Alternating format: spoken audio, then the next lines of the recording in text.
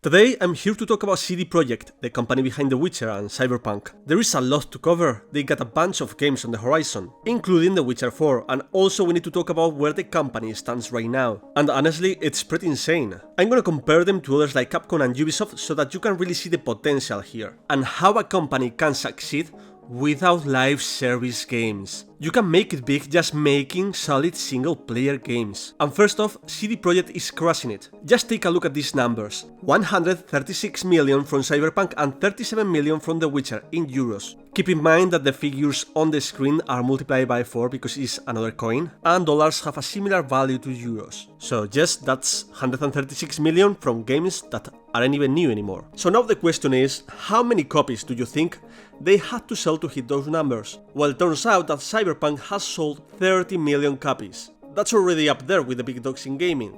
The Witcher series, over 70 million copies. And The Witcher 3 alone, 50 million. And people are still buying it. Quality sells, period.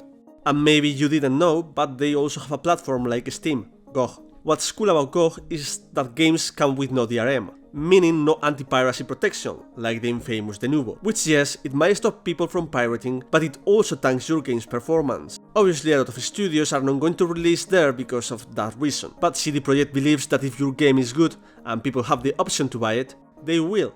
Eventually. Now that wasn't always their stance. They have a dark past. Back when they released The Witcher 2, they were sending letters to people's houses for pirating the game. That's pretty serious, and yeah, there are ways to track you down if you are pirating a game. I wish I could plug a sponsor here. Anyway, between the "we are watching you" letters and the bumpy launch, they got flamed from all sides. The release of The Witcher 2 was actually pretty bad, so they had a change of heart. But leaving the past behind, CD Projekt today is super profitable. And to give you an idea, let's compare them to Capcom. Capcom's been around forever. Even our parents have played their games. They have titles like Resident Evil, Street Fighter, Monster Hunter, and they are also in a golden age right now. And even so, they are about twice the size of CD Projekt. Now you might think, well, maybe CD Projekt is not that big then.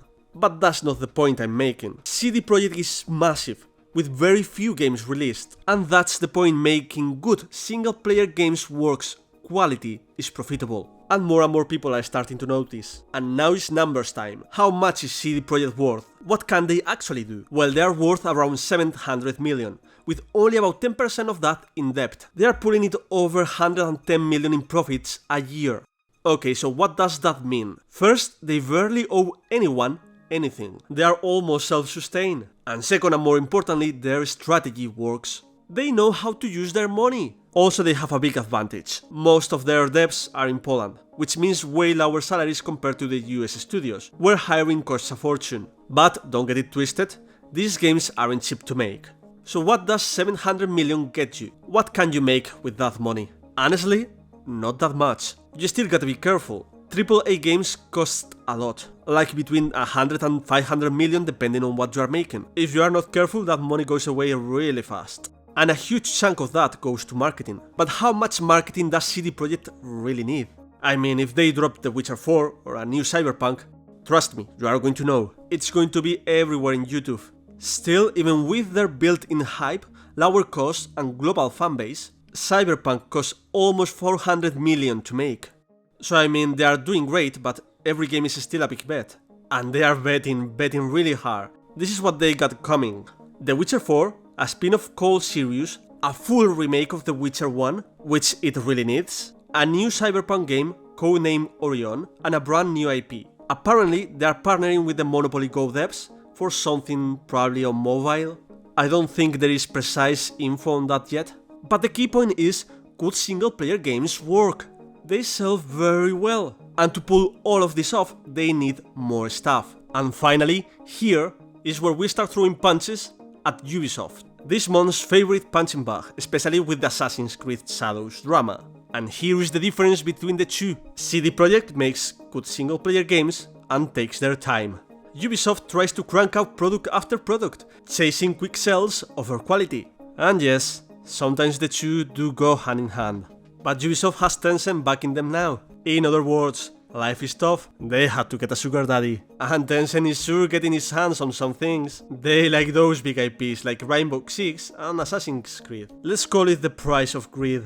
Anyway, back to the comparisons. We already stacked CD Projekt against Capcom, but compared to Ubisoft, CD Projekt and Capcom are ahead. Even though Ubisoft is like 4 times the size on the balance sheet, their market cap is smaller. CD Projekt is officially playing in the big leagues now. That said, if you were to compare them to EA, for example, well, that's a no contest. EA is like 7 times bigger than Capcom, and Capcom is twice the size of CD Projekt. Still, CD Projekt's been growing slowly but steadily, and everything they put out is good. Well, except for Cyberpunk's launch, that was rough. It was the GPU crisis and I had to wait for one, so when I played it was fixed. So they fix things, they are making good games. But how many devs do they actually have, and why is this important? Well, they only have around 700, which will probably grow as new projects ramp up, but why does that matter? Well, Capcom has about 2000 devs, EA almost 13,000, but Ubisoft 20,000.